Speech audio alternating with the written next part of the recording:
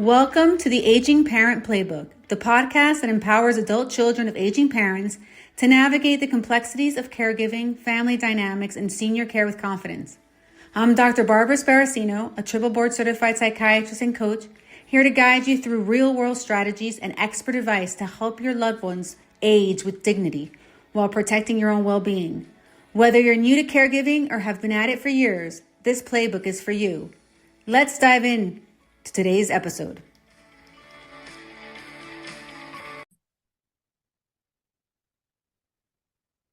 Hello, and welcome back to another episode of the Aging Parent Playbook, where we provide insights and guidance for families supporting their aging loved ones. As the holiday season approaches, a time filled with joy, gatherings, and cherished traditions, we must also be attentive to the well-being of our aging parents. This period can sometimes reveal subtle signs of decline. We'll talk about how to recognize these signs and how to recognize and share that these are not signs of your parent being difficult or forgetful or just ornery, right? And how to navigate these challenges with empathy during the holidays. So during the holidays, right, this is a unique time where this is a time where it offers a unique opportunity when families are getting together, right? We're seeing loved ones.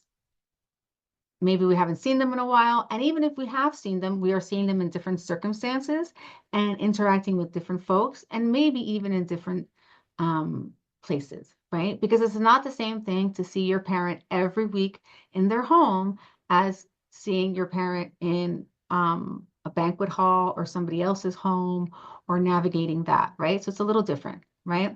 So I want to discuss what, some subtle differences between cognitive decline and normal aging, right? So if there's changes in communication, that is, is it, and this is when it's important that, to be mindful of the change.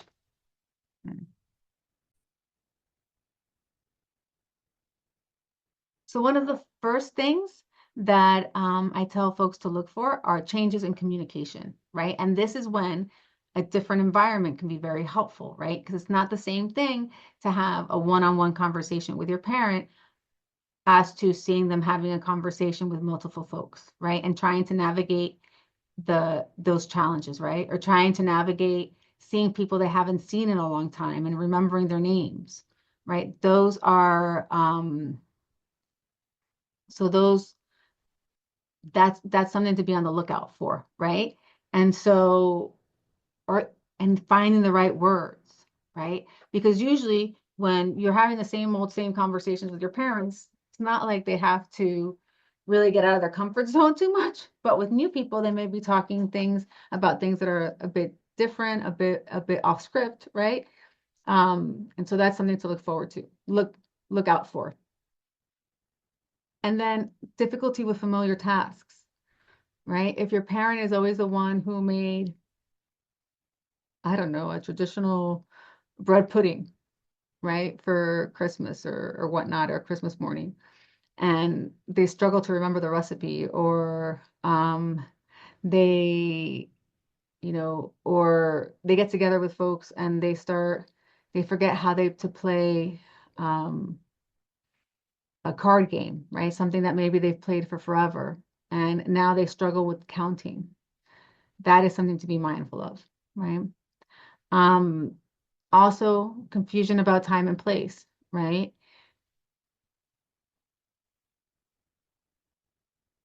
Forgetting why, what year it is, right? Or what the purpose of the gathering was, right? Or they can maybe say that they're at a gathering because it was a wedding, right? They may confused and maybe it was just Christmas Eve, right? Or a birthday party, right? So, and that's not normal aging, right? Because normal aging would be, when asked what year it was, them saying 1924, right? And then you're like, what? And then they'll correct, no, I mean 2024. right? Just because of so many years of getting used to saying 19, right? And the self-correction is the important part. It's not the error, right? Um, but being aware of that as well, right? Looking how they're behaving, right? If there are mood swings that are uncharacteristic, right? If they're very reactive or very withdrawn, things that are not at their baseline, right? And so again, these things may not necessarily be just linked with cognitive decline. That can also show up with folks who are depressed or severely anxious, so it's just always good to talk to your parent about it and talk to their physician about it, right? And if they have less engagement in the activities they used to enjoy, right? Um, if they've lost interest, right? Um, or they're not willing necessarily to participate in some of the holiday festivities. Um, again, if that was not their baseline, right? If someone who never liked Christmas um, still doesn't like Christmas, that's not a change, right? So I think one of the most challenging things that sometimes can happen um, is not only navigating it for ourselves, right, with our parents, but also navigating it with our spouses and navigating it with our children. Um, that these behaviors are not intentional, right? These behaviors are not trying to be our parents trying to be difficult or anything of the sort, right? This is most challenging if our spouses have challenging relationships with our parents, right? Because even though our parent may be showing signs of cognitive decline, our spouse is still bringing um, any of their history into that new cognitive decline, right? And so they may have less patience or less tolerance, right? And so it can be really it can put a strain on a relationship, right? Because not only do you have your relationship with your parent, right, and your relationship with your own internal relationship with your parent, right? Because um there's a couple of things, and not to be too much of a psychiatrist, right? But there's the relationship that is very in the real world with your parent, right? And then there's a relationship you have with your parent in your inner world, right? The way you would like to speak to your parent, the way you would like to show up with your parent, right? And those can be either very similar or very divergent, right? Um, but now you also have to add to the mix any challenges that your spouse may have with your parent, right? Especially if your parent is experiencing cognitive decline that has a lot of irritability, that has a lot of agitation, that has a lot of behaviors that would be considered to be bothersome or negative, right? Um, and one of the things that I educate my clients on, and I ask them to bring in their spouses.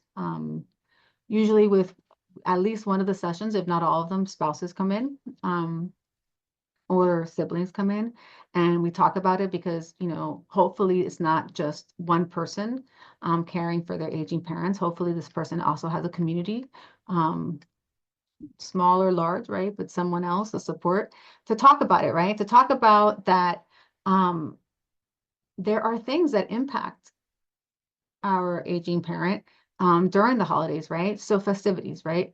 Great, joyous occasion, getting together with family. This can be very overwhelming, and this can be a lot of sensory overload, especially if they have hearing or vision problems, right? Especially if they ought to wear a hearing aid, but they choose not to, or they do wear the hearing aid and they have all that feedback that's horrible, right?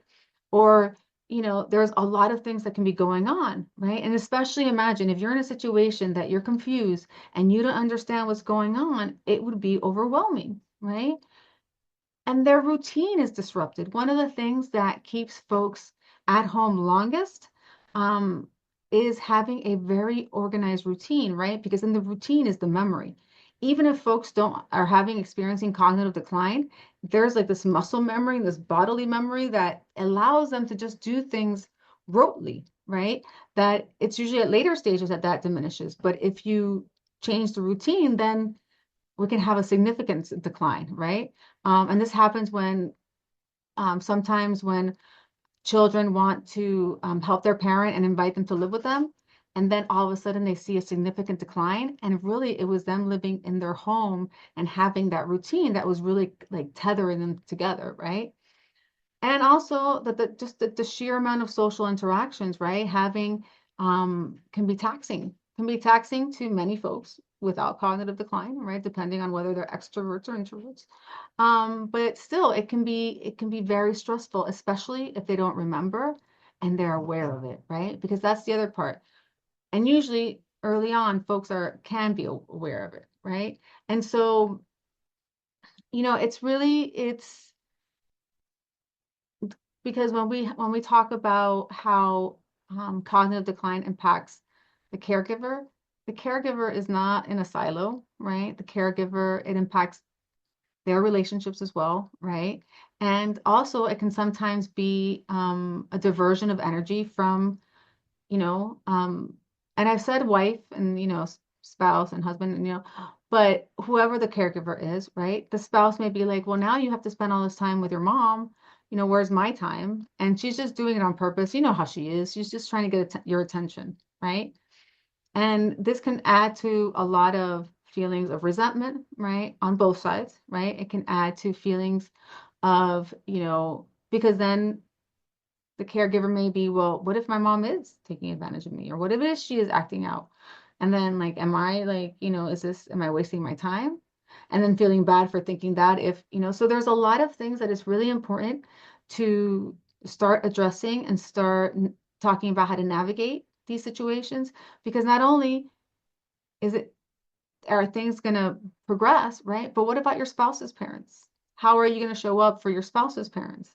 How is that dynamic going to change, right? And these things are impacted by where they are geographically, if you're in the same in town, the same city, same state, same country, right? Because I've helped folks whose parents and in-laws are in different countries, right? Which can feel overwhelming, right? How to navigate that, how to establish a plan, how to have a communication tree, right? To know who is next in line in terms of important information that has to be communicated to caregivers.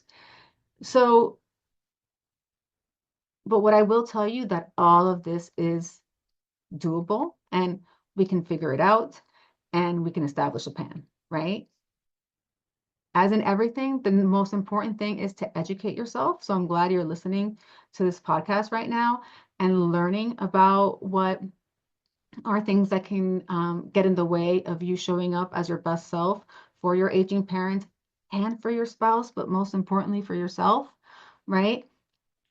Educate your family, educate your friends.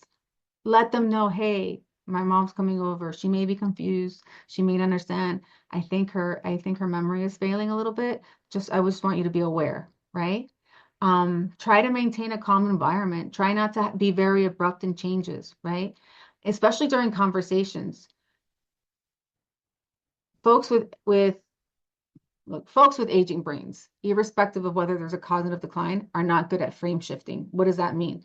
They are not good at shifting from one topic to another. But this is most evident in folks who have cognitive decline, that you have to give them some space and time. You may have to repeat yourself a couple of times because they can't switch conversations like that, right? Especially if someone comes in and interrupts. So to be mindful of that, right? Maybe simplify traditions. Maybe make things a little bit simpler. Instead of going to your cousin's house and then going to your aunt's house and then maybe going to midnight mass, maybe skip that and maybe skip midnight mass, right? Or go only one place, right? Um, Simplify the things. So we're setting everyone up for success, right?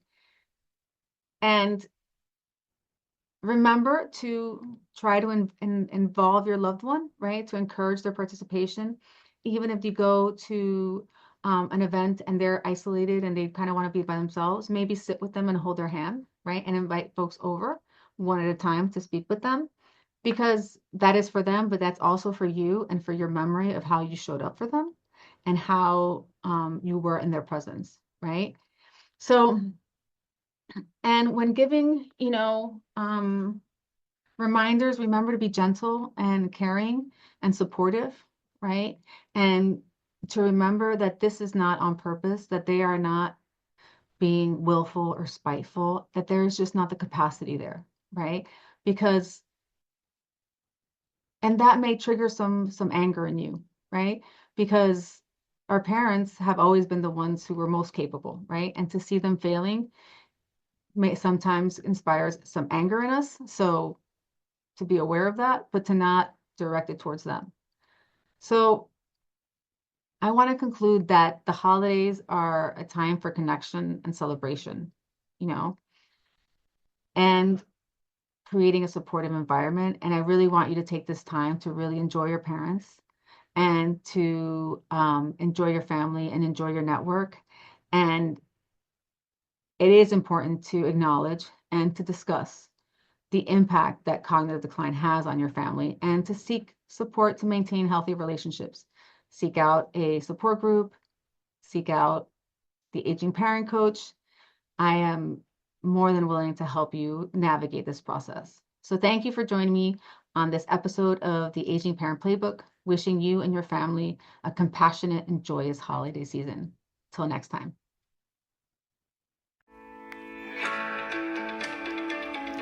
Thank you for tuning into this episode of the Aging Parent Playbook.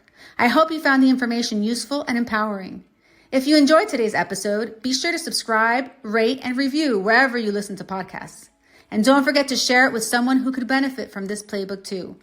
For more tips, resources, and details about my coaching program, The Aging Parent Plan, visit my website at theagingparentcoach.com. Until next time, remember, you don't have to navigate this journey alone. We're in this together. The content shared on the Aging Parent Playbook is for informational and educational purposes only. It is not intended to be a substitute for professional medical, legal, or financial advice. Always consult with a qualified professional regarding your specific situation. Listening to this podcast does not establish a doctor-patient relationship.